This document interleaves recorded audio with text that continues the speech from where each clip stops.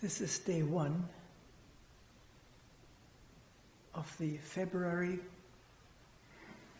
06 7-day retreat in Springwater.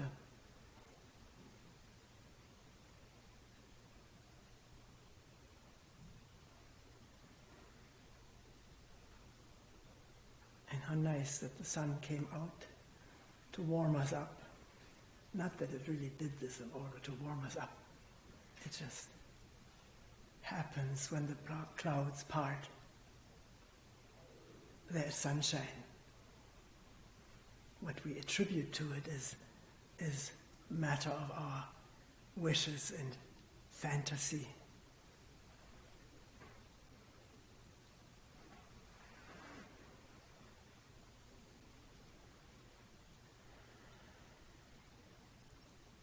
Usually on the first day of a retreat we have talked about a new kind of listening, call it a new kind of attending or awaring, comes from awareness. The first one who used that word that I'm aware of was a Danish sage, a loner, who grew up on a huge farm, relatively modest means, his parents. His father let him do what he wanted to, so he spent most of his youth in the woods, walking, climbing trees, and so forth. I know this from a book which is biographical. I forget the name. What was the name? Do you remember? His name or the book's name? Nobody. Shunyata. Yes, that was the name given to him. Eventually, he found his way to India on recommendation of people who saw him doing his silent thing. And in this biographical piece that I read, I think that the book itself is called Sunyata, which means emptiness. Sanskrit word for emptiness. And he used this word awaring, which I found a marvelous way of verbalizing, making a verb out of awareness. I've used it since. And somebody drew my attention to the fact that I never have given credit to where I got this word from. So here it is. Sunyata. I don't think he would have minded. On the contrary.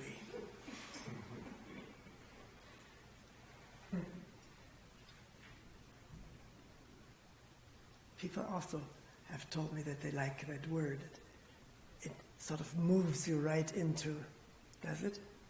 Into the idea of awareness or into awaring, being here in this marvelous new world of listening, attending, being here without effort or stress. So another article came to my attention just yesterday or last few days, in which the author maintained that human beings are almost without exception seekers. That seeking is the prime movement or motive of human beings. To feel more secure, and out of this movement seeking for security, and when a glimpse of something which one thinks may be security, when that has been happening, this glimpse or this experience, then wanting, of course, a repetition.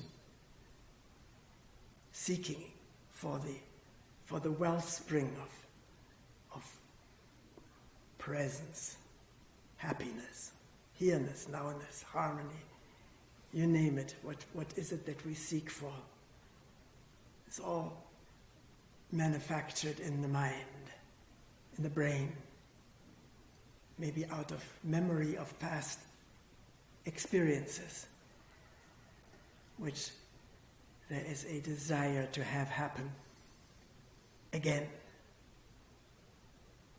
seeking for the summum bonum, the most wonderful thing. One may not have experienced it yet, but the fantasy provides ample materials what that could be. And so they're seeking and striving. With that word striving, another author comes to mind, namely the German poet Goethe, who in his famous magnum opus, the fancy word for his main, most celebrated drama is Faust. In 2 volumes, Faust, the seeker. Going through the first volume and then into the second volume gets more complicated all the time. You have to be very advanced in your linguistics and whatever all to read your way through the second volume. And in the first volume, Faust makes a pact with the devil. The devil promises him to get him to what he seeks most, what he wants most, and that he has found that would be evidence that he says, yes, this is it, this is it, I have found it. And it does happen at the end of the second volume. He actually sees human beings in his imagination. Must be someplace in the Netherlands, in the Low Country, where they have gained solid ground from the sea by filling it in and having levees, very prominent word these days. Through levees, there's the possibility of gaining new land for human beings to grow things on, to have living space. And in visualizing that, Faust, he looks over some landscape which is suitable for this type of gaining land. In his ecstasy of this vision, what did he say?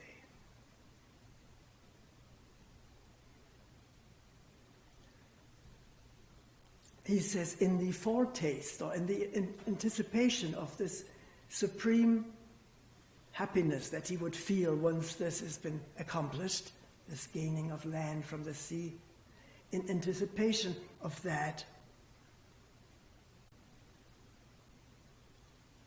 I declare this the supreme moment of my life, the anticipation. The moment hasn't arrived yet. It's interesting that he's satisfied with imagination. It's as good as it comes for him. And the devil arrives because he says, I'm saying to this moment, stay, you are so beautiful, you moment. Don't go away. I will stay with this moment. This is it. The devil appears to get his soul. The soul has meanwhile detached itself from his body, and with a little sack, the devil has snatched away his soul. But he didn't count on the angels who came down, swooping down from heaven and taking that sack of Faust's soul away from him, from the devil, and declaring, whoever, it's much nicer in German because there I know it, whoever faithfully endeavors doesn't say much more. Wer immer strebend sich bemüht. Whoever is engaged in, is faithfully engaged in endeavor, him we can save or salvage. And with that, they carry the soul up to heaven.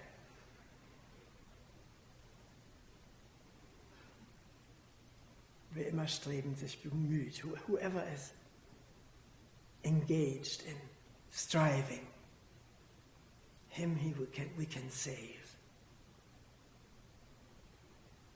I don't know whether this suits everybody here, after having heard for years, to see whether the striving urge can be made visible, can be seen, can be awared,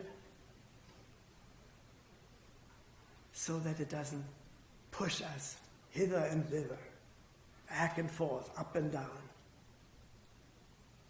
So, not that anything is promised if this happens.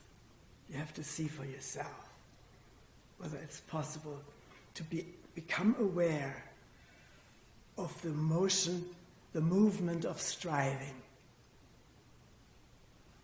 How to become aware of that, how to listen to this physical, mental movement of striving, endeavoring in striving to get someplace. For people who are Zen students, it is the state of enlightenment that one has read about, maybe has had a brief glimpse of. And wanting that, wanting to attain that, to attain enlightenment. Although the Zen texts do not just say become enlightened, but also watch out with this striving.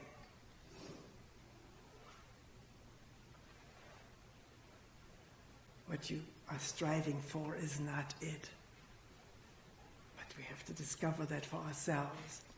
The words for and against, pro and con, do not do it for us. So, does it take an effort to become aware, to listen to this whole fabulous movement of striving?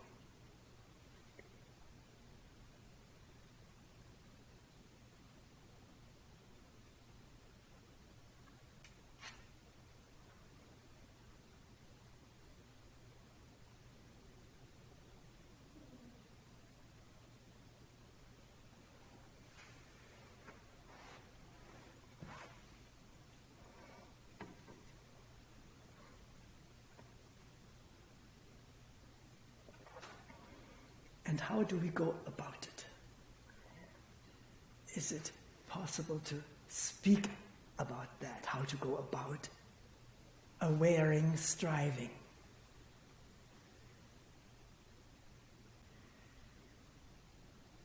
Of course, first of all, you have to see or evaluate as good as we can whether we are engaged in that. Are we engaged in striving for something?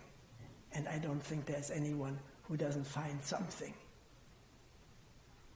that we're striving for or toward. Peace and quiet, harmony, absence of conflict. We don't need to reach too high to start out looking at what it is that we're striving for or what we would like to attain, regardless of the fact that one of the Buddhist sutras says attainment too is emptiness. A wonderful sutra where everything is thrown out of the window. There's nothing left, and attainment too is emptiness. Nothing to it, nothing. It is insubstantial. Attainment is unattainable. So, what What is it that this body-mind is engaged in seeking? And to first look sort of inwardly whether there is such an engagement. You may right off the bat say, I'm not engaged in striving. I've come here for years and I've learned not to engage in striving. But that answer comes too quickly. It takes really some careful, conscientious, honest looking. And we will encounter these movements towards something or away from something quite easily. If there is this inward attending, inward listening, which we started out mentioning as one of the topics for the first day's talk. Inward looking, inward listening, attending, awareing, and to be very careful to let that listening stand on its own. Not listening for something or looking at something, attending to something. Is it possible to drop these, what are they, prepositions? I don't know what the grammar is. It a proposition? Is it possible to listen without a proposition? That's good. Listen, just listen. Also without a listener, that goes hand in hand. No proposition, no listener. Just all the movement of this moment coming into awareness.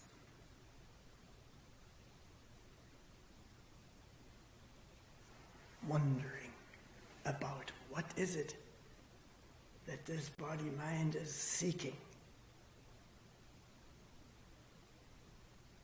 I thought I've been done with that. I'm no longer a seeker. But here she says, look for it, see whether you can find some. So all of our previous ideas of attainment, let's throw them out and watch freshly whether there's something we wish to attain. Today, this moment. Maybe just to understand fully what she's talking about. To be quiet enough inwardly to be able to listen. To listen what is going on from moment to moment without knowing ahead of time. If you know something ahead of time, like Faust, they're anticipating the gaining land from the sea, that wouldn't count. This is already living in the realm of fantasy. And we're trying to see whether one can live actually this moment concretely, not in fantasy. To be aware of the movement of fantasy, if it is moving, what I will attain, seeing oneself as the achiever, the seeker turning into a finder, being the happy, the lucky one who has found it. Enlightenment, freedom, whatever words we have used to denote, to describe that which we long for.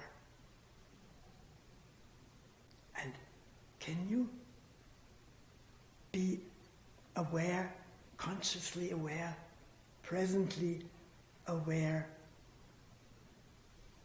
of this seeking, of wanting? Something I don't even know. Just the body in motion.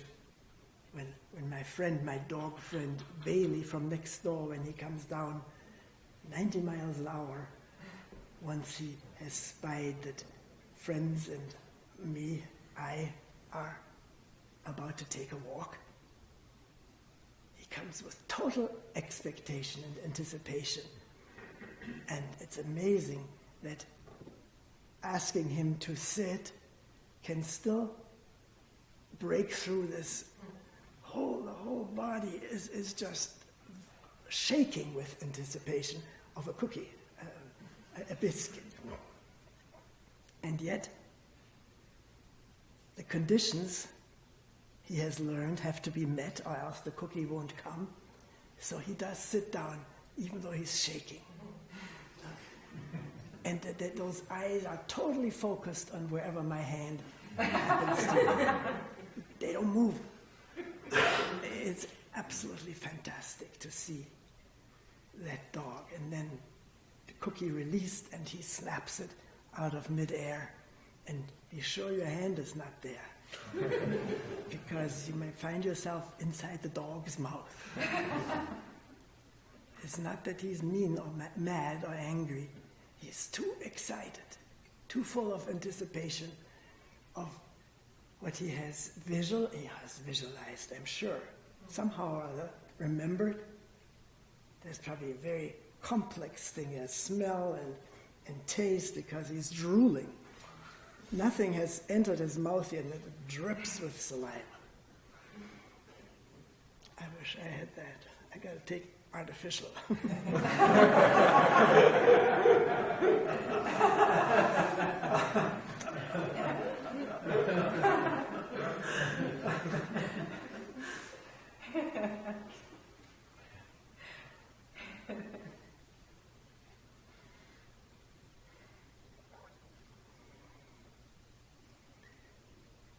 So, can this anticipating or wanting, attaining, or the striving toward attainment, can that in itself come into awareness by itself? Needs no other than all the motions that the body is put into through this wanting to achieve, attain. I can't speak for you, but is it possible for each one of us to turn awareness inward?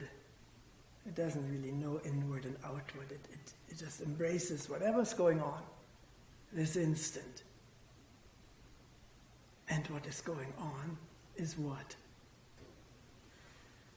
I'm not saying what is going on is wanting to attain. Maybe you're sick and tired of already hearing about it. Maybe what you would like to know, have best, is have that talk be over and get to the pea soup, the lunch.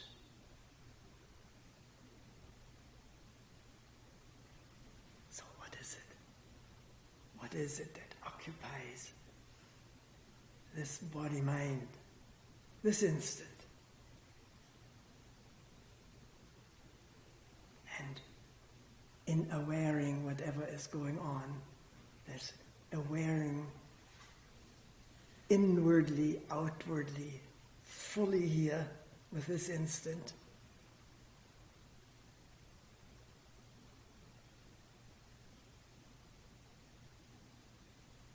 Is there a slowing down?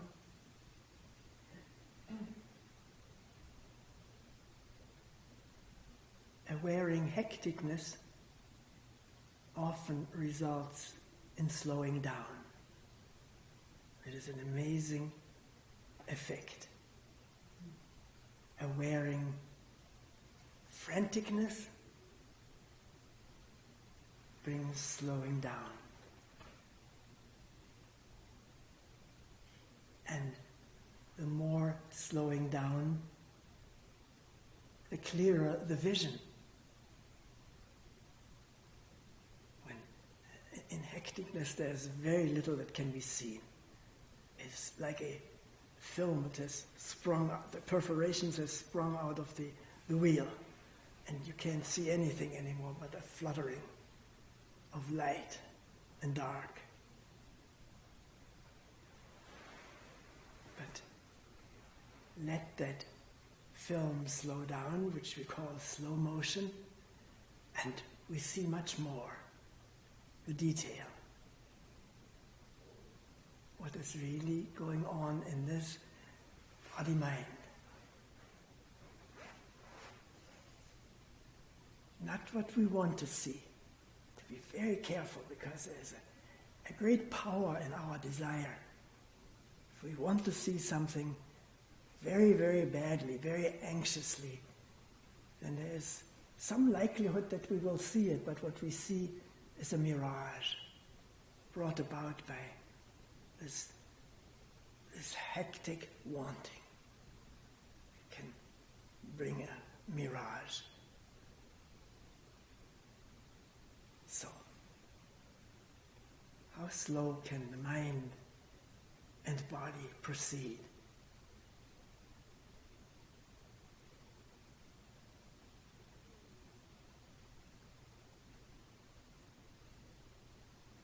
One can almost say as though it was standing still. As though it was standing still, arrested. The word arrested has that rest in it. Can this mind and body rest for a moment? A moment of awareing, listening, inward looking. Not looking for something, and there's already some disturbance. Just find out what's there, what is happening. And you don't know what is happening. You don't know, you'll be surprised. You want to be surprised. You want to be surprised? Is there wanting creeping in again?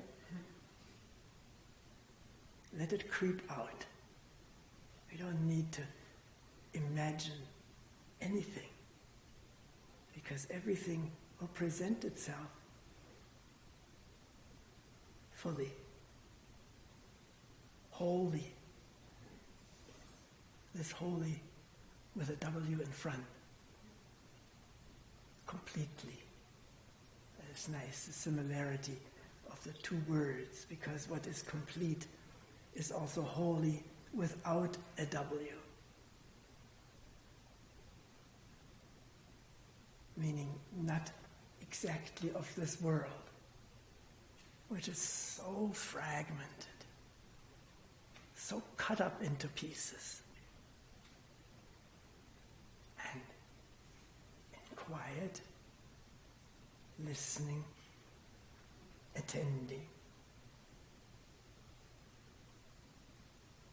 can it all come together again? This moment with no me standing outside of it. Is there me standing outside of this whole experiment here? Me doing it? Me looking? Me striving? Or is that just what is going on? The viewing, the awareing, and that which is in awareness without any division.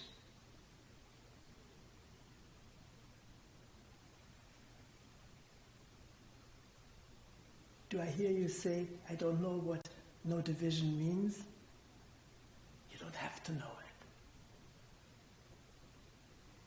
Actually, it's unknowable. Because the moment you know it, then there's a knower, and what she knows, and the thing is cut apart again.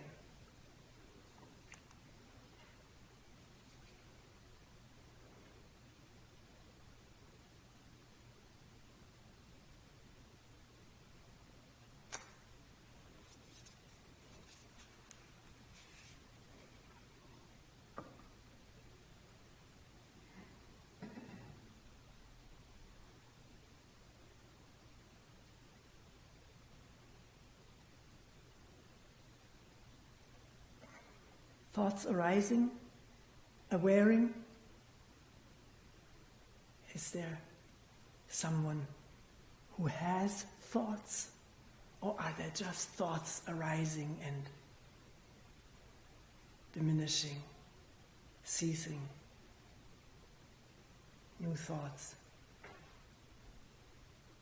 That there's a thinker is another thought, isn't it? Look at it.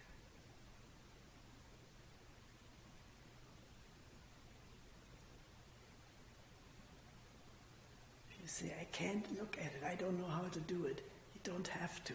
There is no I that has to achieve, get results. There is none. There's only this moment of thinking, I don't know how to do it, and the effects of that thought, which, interestingly enough, the more we think, I can't do it, the more it is sort of a self-fulfilling prophecy, then we can't do it. In other words, there's uncertainty and wobbliness, where otherwise there could be just steadiness of acting. Don't have to know how, but just listen and look and attend. Nobody has ever taught us that. It comes very naturally when the mind is open and wondering. What is this?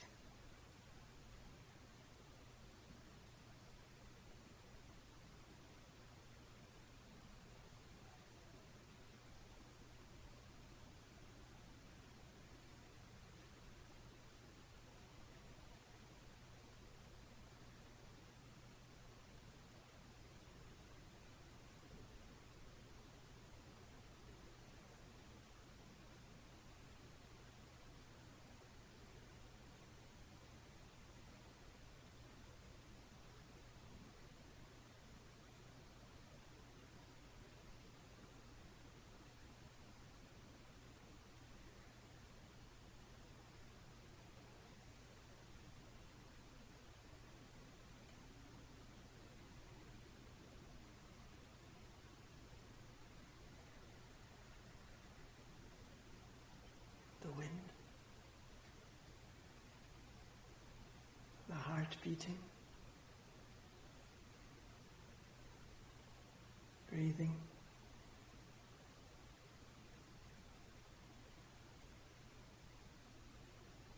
a voice heard,